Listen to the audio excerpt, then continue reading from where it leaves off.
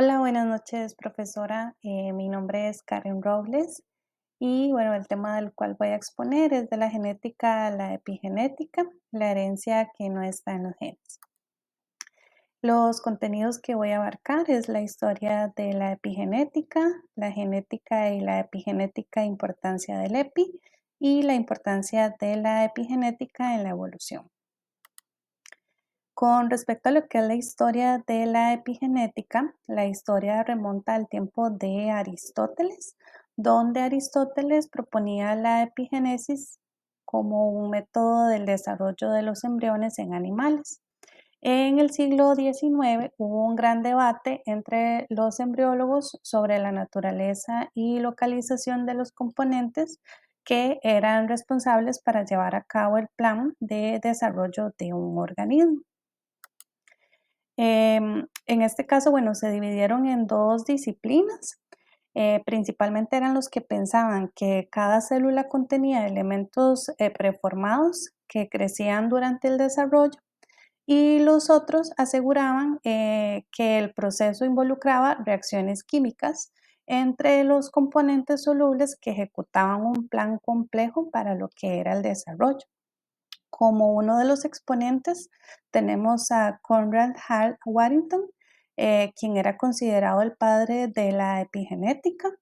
En este caso, Warrington tenía como un gran interés en lo que era la genética, la embriología y la evolución. Él realizó experimentos entre el embrión de un conejo y de un pollo, donde descubrió que el embrión de conejo respondía a señales inducidas por el embrión del pollo, que estos formaban una red neuronal que se desarrollaban y generaban de manera normal. Y ahí fue donde Warrington se enfocó en investigar lo que son las células competencia más que la inducción. Esto para establecer mecanismos no genéticos en el desarrollo embrionario. Por lo cual, este desarrollo embrionario hizo que se propusiera la competencia, que esto se debe a la existencia de rutas controladas genéticamente. Esto como resultado de esta investigación que él realizó, se salieron los procesos de histogénesis, orfanogénesis y morfogénesis.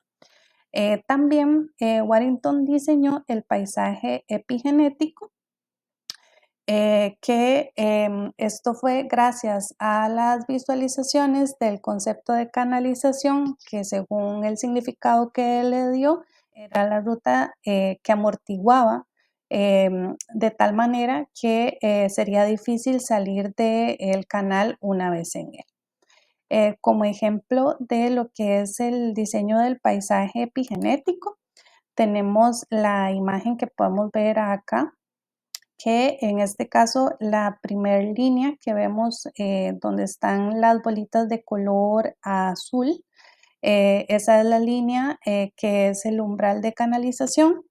Luego tenemos la línea 2, que es la que está abajito donde están ya las bolitas de colores, que es donde se divide cada célula para cada uno de sus destinos. Entonces, básicamente, él explicaba que la célula entraba en un canal de formación em, para lo que era después, digamos, del umbral de canalización. Por eso, digamos, el color lila de las células de color lila van hacia el cerebro, las de color rojo van hacia el corazón y las de color turquesa van hacia los ojos. Entonces, básicamente él explicaba que después de pasar el umbral, el umbral de canalización, ya se dividían para cada uno de los destinos. En este caso, bueno, es importante recalcar que durante todos estos experimentos que realizó, aún no se conocía lo que era el ADN como material genético responsable de lo que es la herencia.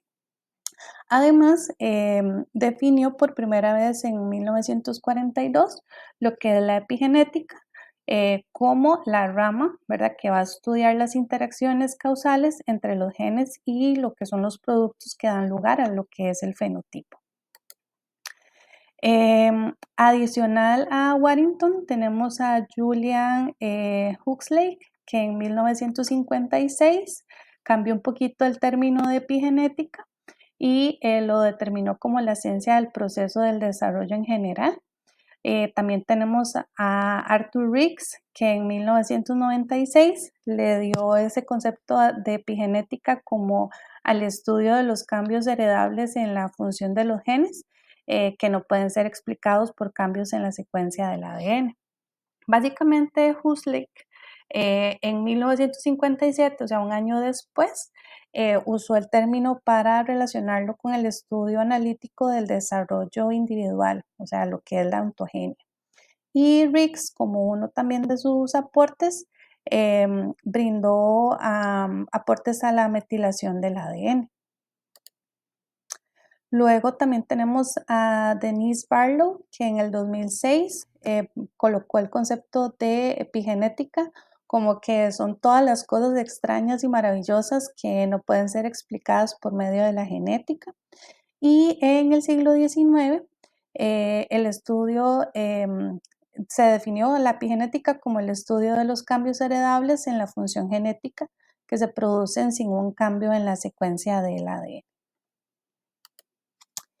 Luego, como tema número 2, tenemos la genética y la epigenética y la importancia del EPI. Con respecto a lo que es el concepto de genética, básicamente la genética es el aporte que realizan los genes al desarrollo de un organismo de acuerdo a la estructura definida.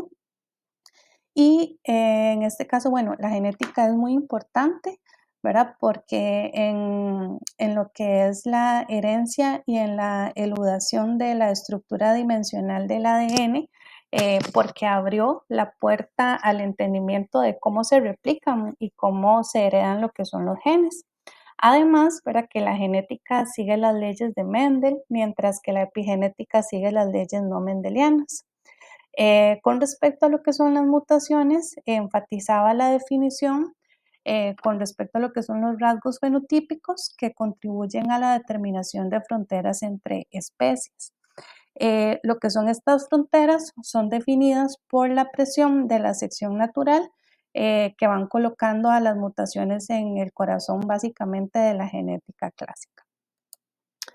Luego tenemos el concepto de epigenética, que son los mecanismos que se encuentran sobre la genética, o sea, es decir, que no dependen de las mutaciones de los genes. Con respecto a lo que es la epigenética, es como el estudio de todos los factores no genéticos que intervienen en el desarrollo de un organismo o de las interacciones entre genes y del medio ambiente. Por ahí tenemos la variación del crecimiento del embrionario, la coloración de las flores, la inactivación del cromosoma X en lo que son los mamíferos y en lo que son los fenómenos que no se heredan de manera mendeliana, básicamente. Luego tenemos el concepto de EPI, que se basa en el fenómeno que va más allá de los genes.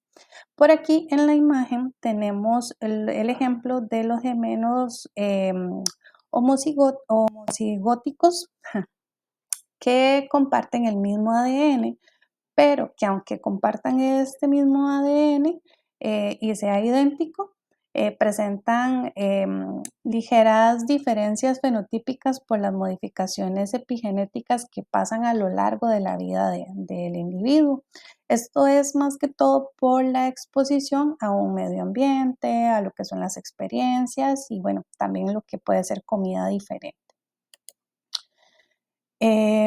Luego, como el tema número 3, tenemos lo que es la importancia de la epigenética en la evolución. En este caso, uno de sus principales expositores fue Jean-Baptiste Pierre-Antoine de Monnet, que era caballero de Lamarck. Él formuló la primera teoría de la evolución biológica. Básicamente, él brindó el término de biología como la ciencia de los seres vivos. Con respecto a lo que son las teorías, tenemos la teoría de Lamarck y la teoría de Darwin. Entonces, en la teoría de Lamarck, él enfatizaba en lo que era el comportamiento del sistema inmune y las modificaciones epigenéticas de ciertas anomalías hereditarias. También recalcaba que en los organismos existe un impulso interno que lleva indistintamente a la perfección. Entonces, que los cambios de ambiente van a provocar en los organismos nuevas necesidades que son heredables. Y con respecto a la teoría de Darwin, él hablaba de los efectos de la resistencia a los antibióticos y en el principio de la selección natural. Además, Darwin recalca que el proceso del cambio es gradual y es continuo. Un ejemplo que podemos ver para ambas teorías es la evolución de las jirafas.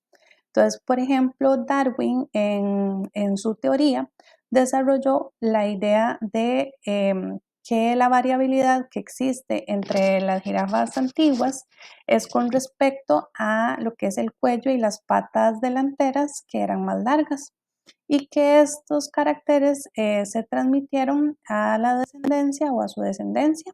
Esto era debido a que solo alcanzaban las copas más altas de los árboles, que solo las que alcanzaban las copas más altas de los árboles eran las que iban a sobrevivir. Y Lamarck que decía que las jirafas han logrado esos cuellos largos porque era debido al estiramiento adquirido en el ejercicio continuo de comer hojas de ramas altas. Entonces eso transmitió a la descendencia. Em, pues vemos que ambas teorías como que pueden concordar de una u otra manera. Entonces, esa es como la similitud de ambos expositores. Y con respecto a lo que es la epigenética, no solamente evolucionó a nivel de animales, ¿verdad? Porque por ahí también podemos mencionar a lo que son los reptiles, que necesitan como la temperatura para poder poner, digamos, como los huevos y determinar lo que sería el sexo, si es hembra o es macho y así. Pero no solamente en animales, como comentaba, sino también la evolución en las plantas. Esto es porque la epigenética en las plantas posee variaciones cuantitativas ecológicas como la altura, como los tiempos de floración, lo que es la germinación y así como la resistencia también a lo que son patógenos, que eso puede variar. Y las plantas genéticamente son iguales y lo único que las diferencian es el grado de metilación que tiene el ADN en varios sitios de lo que sería el genoma. Em, Además, bueno, en las plantas lo que es la herencia y la evolución han tomado como una perspectiva sobresaliente, esto con el fenotipo epigenético llamado paramutación. Entonces, básicamente la paramutación es como la transferencia de la información epigenética que no solamente se encuentra en la secuencia del ADN, donde uno de los alelos dominantes puede ganarle, perdón, a lo que sería el más débil. Eso es cómo se heredan, digamos, las características de los genes dominantes a recesivos, fue propuesto por Mendel en lo que son las leyes de herencia, pero son más conocidas como las leyes de Mendel. Em, y lo que son las bases moleculares de la paramutación se han estudiado mucho en lo que fueron ratones, pero exclusivamente en lo que es el maíz. Entonces, en la diapositiva podemos ver un maíz que tiene una pigmentación más morada y otra que tiene una pigmentación más lila. Esto es porque en los estudios que se realizaron, se reportó que las plantas de maíz que tenían una expresión elevada de B1, o sea, que era como en la parte dominante, eran de color más morado oscuro, y las de baja expresión de B1, que eran como los más débiles, tenían una coloración más lila, más pálida. Pero igualmente tenían la misma secuencia de ADN. Y con respecto a lo que tiene que ver con la evolución epigenética en lo que son los seres humanos, se puede decir que la epigenética ahora se convierte como en una revolución de la evolución, por lo que el grado, digamos, de lo que es la variación que se encuentra solo en la secuencia del ADN, puede generar una evolución de patrones que puede ser más rápida que la evolución genética. Sin embargo, pues en cambio, en la metilación de manera rápida por efectos del medio ambiente, por ejemplo, variable, puede dar lugar a un nuevo fenotipo que a través del tiempo va a generar un organismo más adaptado y pues que vaya a desarrollarse para sobrevivir de una mejor manera o reproducirse. Esto pues en lo que son nuevos entornos. Y bueno, para finalizar, básicamente la epigenética pues tiene un papel importante en todo el tema de lo que es la evolución. Y aquí finalizo con mi presentación y entonces muchísimas gracias.